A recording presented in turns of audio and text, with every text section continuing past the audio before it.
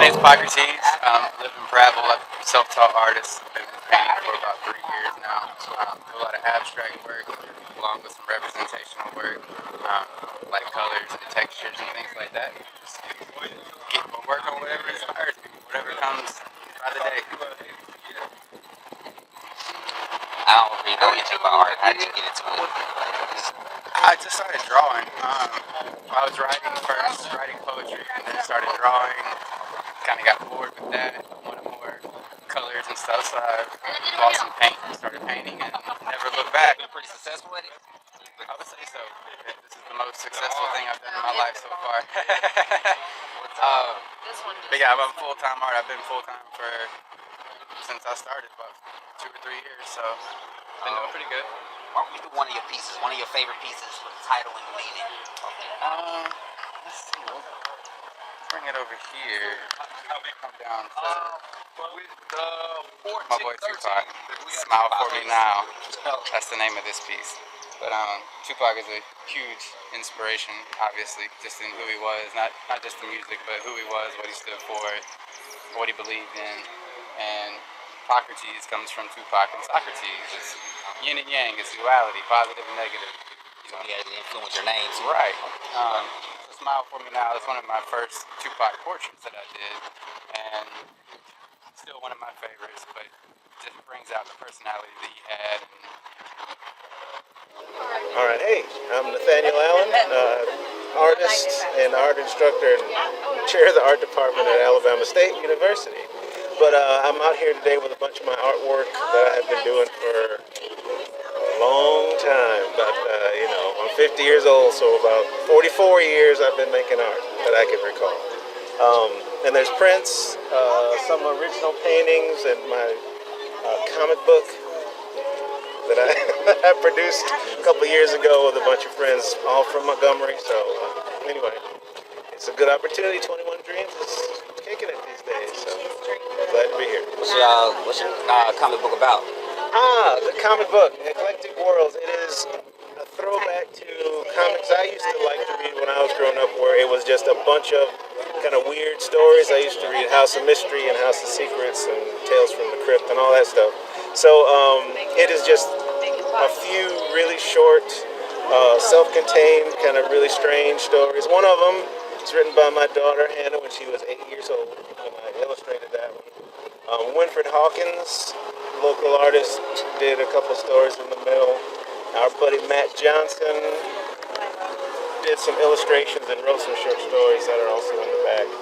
And and it was just kind of a labor of love to get the first issue out. And at some point, I started working on the second issue.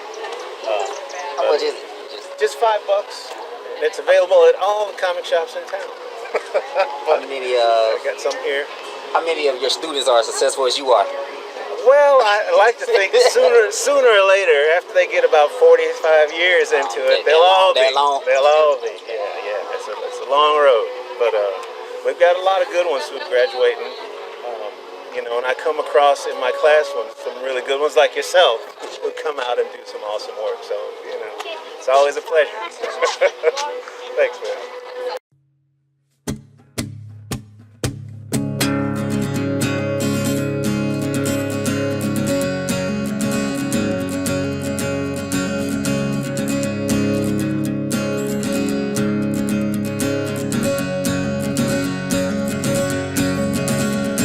Staring at the interstate that takes me out of town. I don't know whether to go north or south, or just go round and round until I find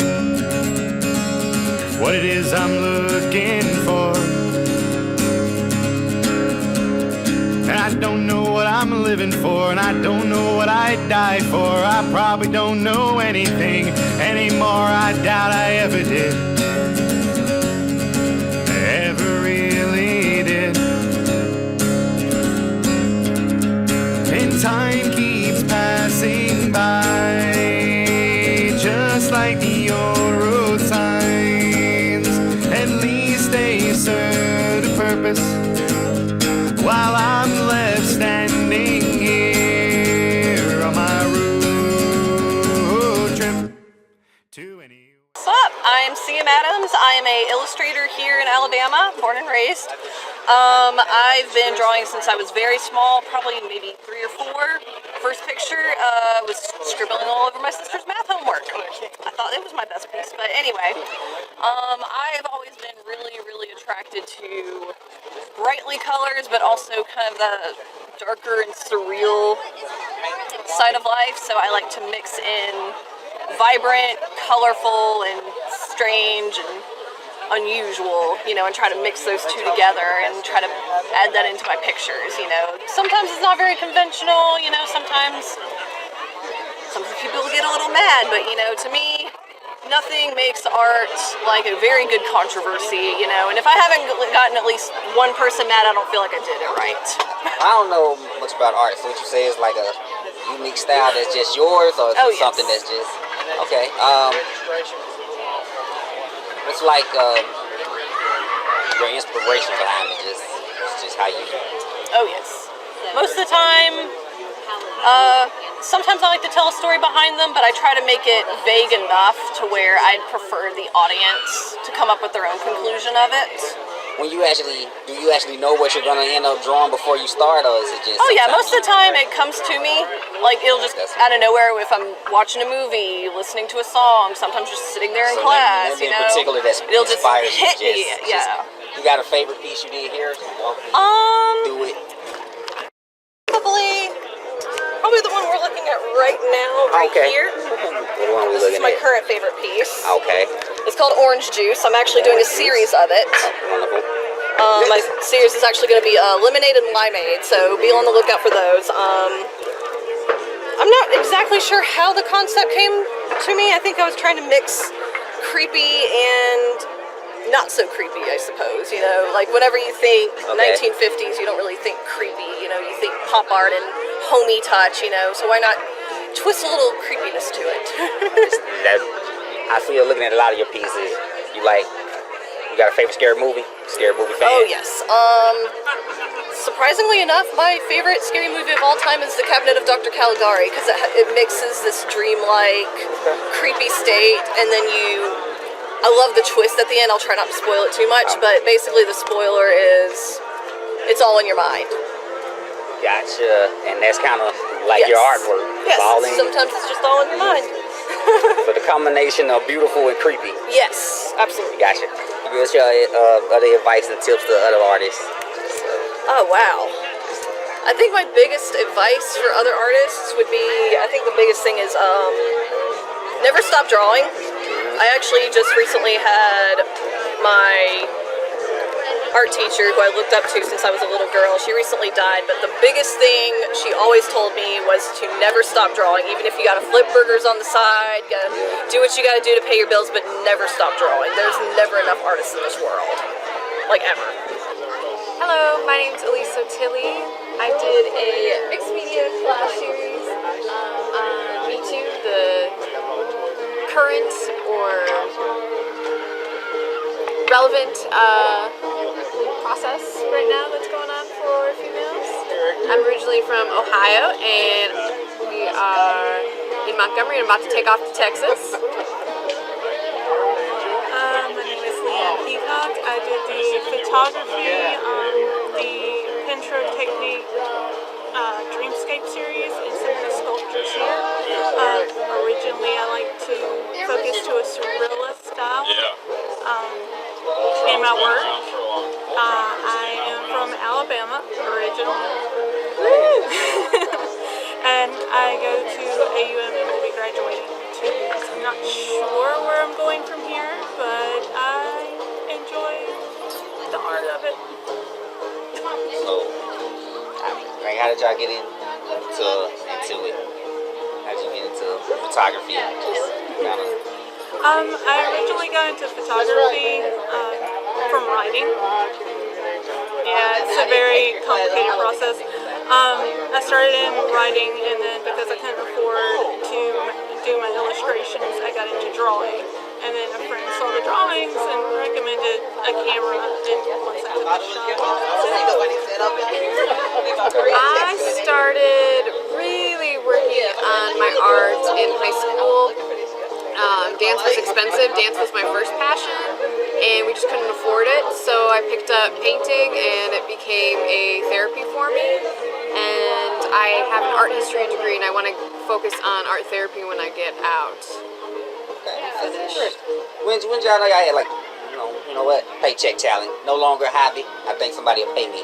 Like this picture is better than a camera I don't phone. know if I feel that way. Oh. I mean, I'm happy to take the money, but I definitely don't do it for the money. It's more personal than that. My photography, I like doing conceptual pieces, and it's more of my art, my expression. Now I also do graphic design. That's more of my job and commercial. So I try to separate the two. So this is just purely passion. What's y'all favorite piece y'all got here? Walk me through one of your favorite pieces. Yeah. Well, I'm kind of like this lady. This is a little controversial, maybe, but it's supposed to be the Madonna and Child. And I grew up Catholic, but I don't know if I can put into words exactly how I feel. But I think it's interesting the fact we never really talk about Mary's consent and the fact that she was just like, "You're having Jesus."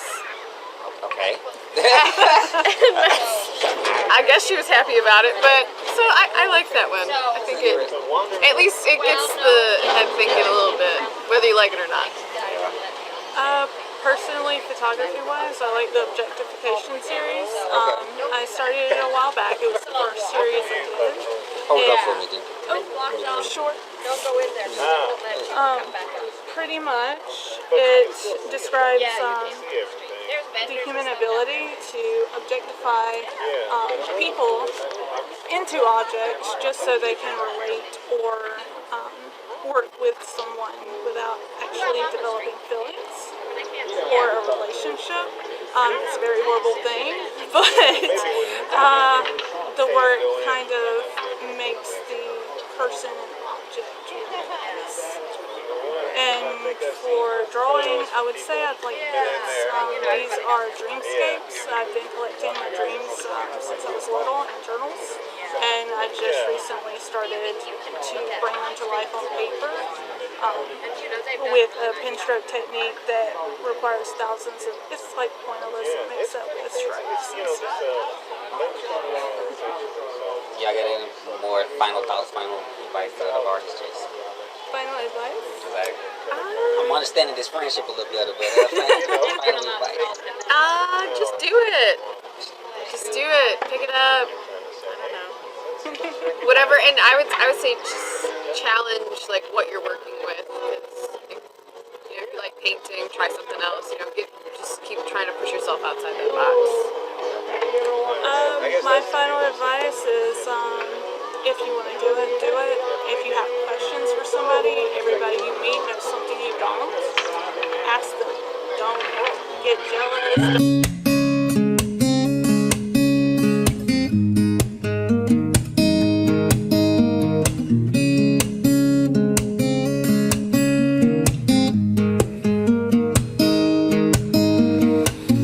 How do you go on living when it all comes to an end? When you try to move on, but you lost more. He's also a great artist. That's my daughter. Powell with Against the Grain Art and Music. I do American traditional artwork and then also work with local and traveling bands. So basically, like what I'm doing here today, running sounds, selling merchandise, and then also selling, my artwork. So I really try to stay very involved in both visual art and music. How did you work out this deal with the band? Is it just the banjo player is my brother. Okay. So Did you do their cover work? actually not on that record, Not on that but I'm record, going to on the but next one of them. Yeah. Okay. What's your like inspiration? I've always really been into the like American traditional style tattoos, like the the old Sailor Jerry style, like and then most of my art kind of reflects that. It's really got that American traditional like Old Navy kind of style tattoo, and so that's just what I've always liked to work on. What you got a favorite piece you got here? Like walk me through one of your favorite pieces. I would say probably this one here. That one right there is probably my favorite if I had to pick one. Because it was one of the first acrylics that I did, and everything else, I had done before that was all watercolors. So.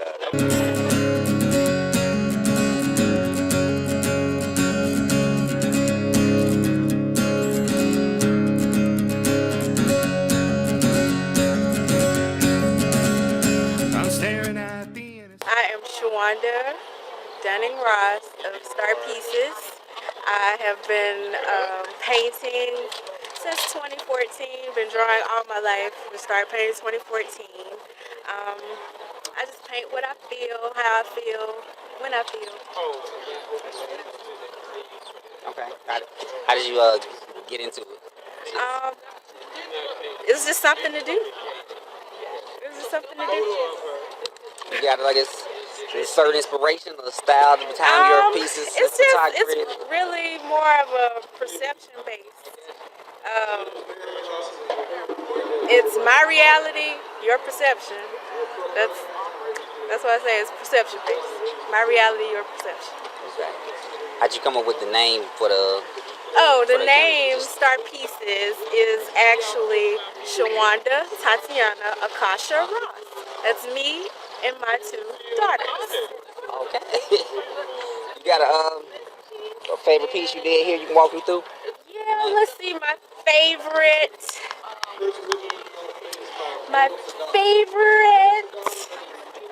Oh, yeah, my favorite. Would you pass me? I just missed out on one. This will be my favorite here. This is my self-portrait. Okay. It might sound a little narcissistic, but this is my favorite. Okay. You ever had anybody tell you that looks nothing like you, or? Well, some people say, "Is that you?" But no. Some people guess, and some people. Okay. At what point did you say, like, you know what, paycheck? I got paycheck talent versus it's no longer a hobby. Probably when I quit my job.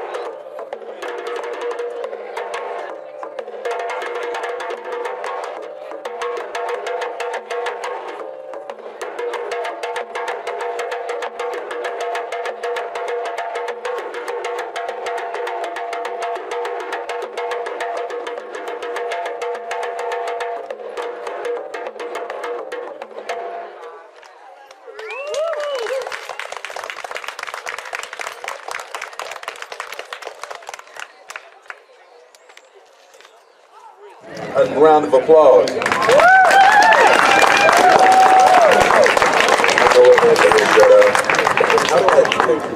Let's see. I'm trying to find my spot so I don't make this thing like go off.